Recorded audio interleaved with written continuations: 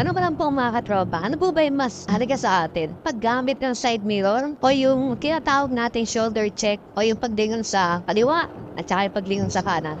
Kasi marami din po mga nababasa sa comment na bakit daw kailangan pa lumingon, kailangan pa mag-shoulder check, pero namang side mirror. Di ba naman, mas maigi naman doon na mag-shoulder check o lumingon sa kaliwa o sa kanan kaysa gumamit ng side mirror.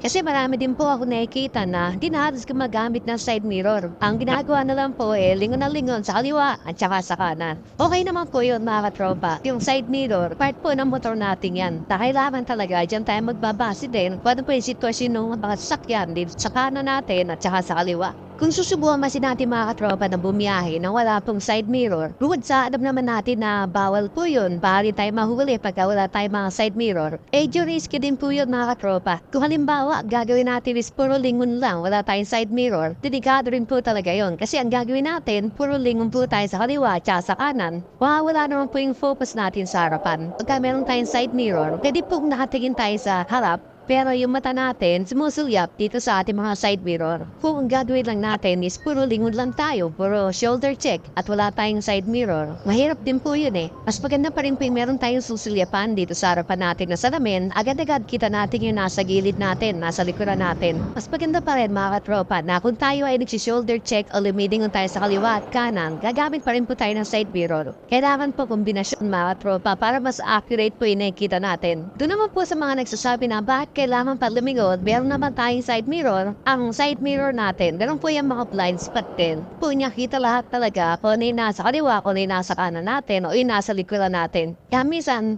nag-shoulder check po tayo pagkatapos natin tumingin sa side mirror para po mas accurate yung makikita natin.